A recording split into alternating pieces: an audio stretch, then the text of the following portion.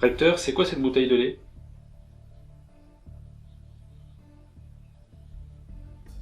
Recteur, c'est quoi cette bouteille de lait?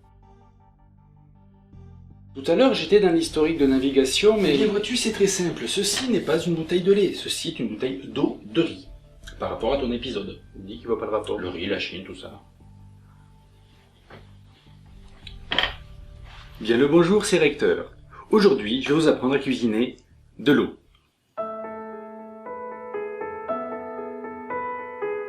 Allez, n'ayons pas peur de nous l'avouer, avec cet épisode-là, on se demandait bien qu'est-ce que j'allais bien pouvoir cuisiner.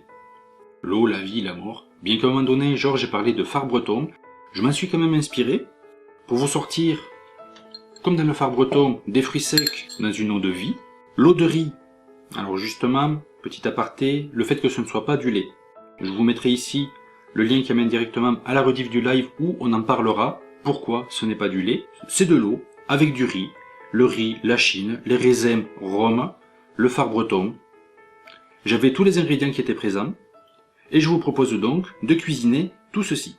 En reprenant la belle citation de Bruce Lee, when you put water into a cup, it becomes the cup. Alors je suis sûr que mon accent vous laisse complètement agar-agar, mais nous allons voir que nous pouvons en faire quelque chose. Allez, c'est parti. L'idée, c'est de prendre notre lait de riz, eau de riz, et de la verser directement dans une casserole, 1 litre entier. Et pour donc cette quantité d'1 litre, un sachet prévu à cet effet d'agar-agar, qu'on va venir délayer dans le liquide froid. C'est beaucoup plus simple. Si jamais vous avez déjà fait chauffer votre lait, délayez-le dans une tasse, dans un petit peu d'eau froide. On va le porter à ébullition.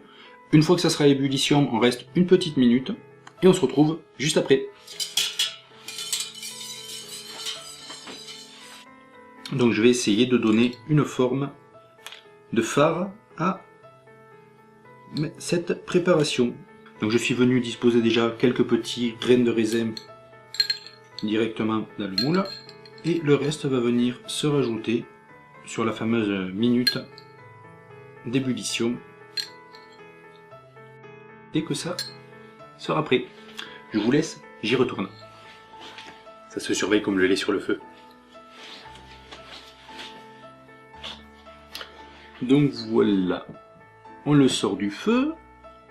Je viens remplir un petit moule. Ça a l'air bon de ce côté. Vous pouvez aussi, bien évidemment, verser tout ça dans des petits ramequins, sans chercher particulièrement à lui donner une forme supplémentaire. Là, c'est vraiment moi qui essaie de m'amuser. Et voilà, il ne reste plus qu'à laisser un petit peu refroidir, puis après ça partira au frigo pendant 2h30, 3h. On est reparti pour une petite ellipse.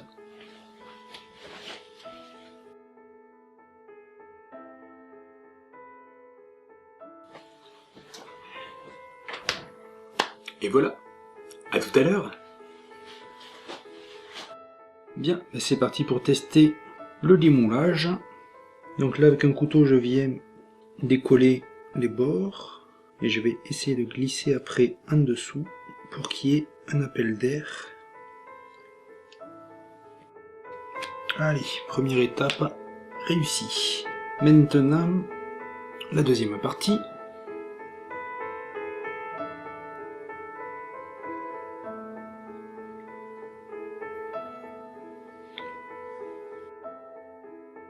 Réussi. Oh, oh, oh.